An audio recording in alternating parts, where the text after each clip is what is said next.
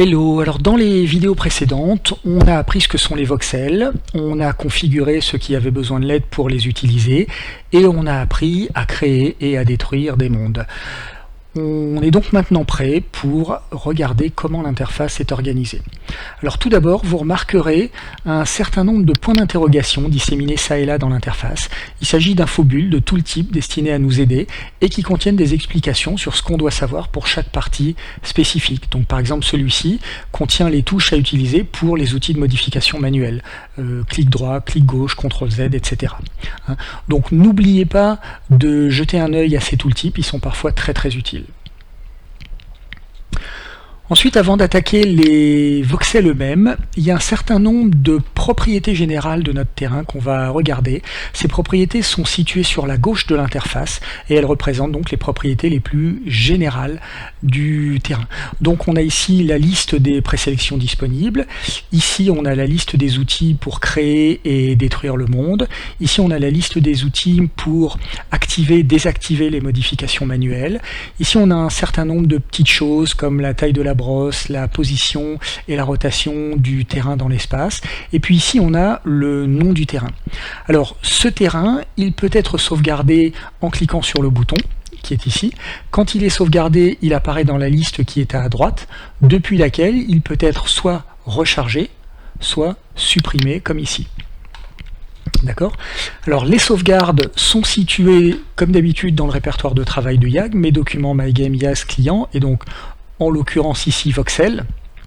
Et chaque sauvegarde de terrain est maintenant constituée de deux fichiers.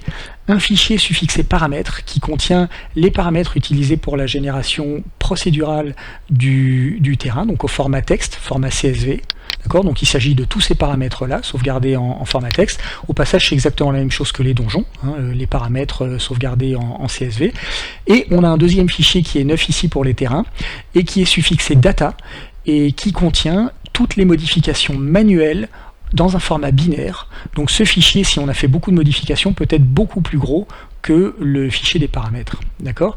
Donc quand vous voulez partager votre terrain, votre monde, n'oubliez pas de prendre et de partager ces deux fichiers. Les deux sont indispensables.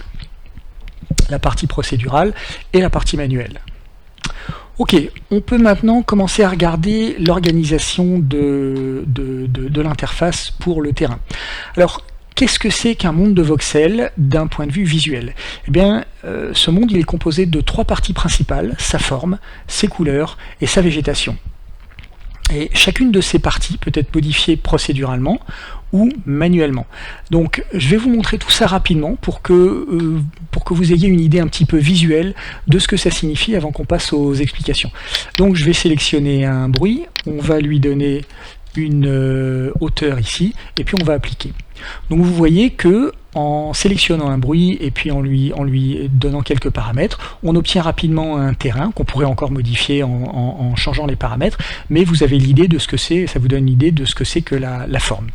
Ensuite, les couleurs elles-mêmes, eh bien, on peut modifier le matériau appliqué sur le terrain pour changer les couleurs qui lui sont appliquées. Il s'agit des couleurs qui sont appliquées sur le terrain.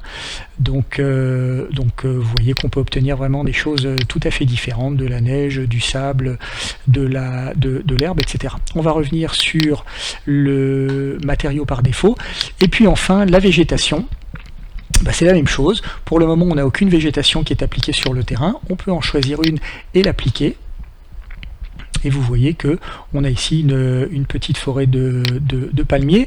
Alors on peut choisir des choses complètement différentes, comme par exemple une forêt d'épicéas en été. Vous voyez que ça donne une ambiance tout à fait différente. Et je vais terminer avec la forêt de pins qui va me permettre de revenir sur les couleurs, juste pour vous montrer à quel point la couleur du terrain peut changer totalement l'atmosphère du monde. Donc par exemple ici, vous voyez que si je passe avec un terrain enneigé, eh bien j'obtiens pour le même type de végétation une forêt, une ambiance et une atmosphère totalement différentes. Voilà, on va resélectionner le terrain par défaut et on va revenir dessus. Donc vous avez pu voir comment ces trois parties s'affectent les unes les autres, comment elles s'influencent les unes les autres, et surtout vous avez pu voir qu'elles sont complètement indépendantes les unes des autres également. Donc ça donne pas mal de richesse. Ok, maintenant que vous savez de quoi je parle, on va rapidement survoler l'interface. Alors, elle est évidemment organisée suivant ce principe, suivant ces divisions. Donc, on va avoir les trois panneaux principaux ici, correspondant chacun à une des parties principales. Donc, on a un panneau pour la génération des formes. C'est celui qui est montré par défaut, qui est affiché par défaut. On a un panneau pour gérer les couleurs et on a un panneau pour gérer la végétation.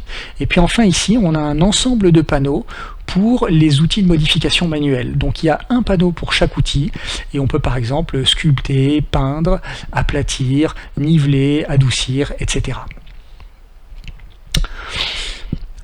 Alors chaque panneau principal aura sa propre vidéo dédiée, mais je vais vous donner une idée de comment ils sont organisés, parce que c'est assez similaire en fin de compte. Les trois panneaux principaux sont très semblables les uns aux autres. L'idée est toujours la même, on choisit une propriété principale, donc un bruit pour la forme, un matériau pour les couleurs et puis un type de végétation pour la végétation.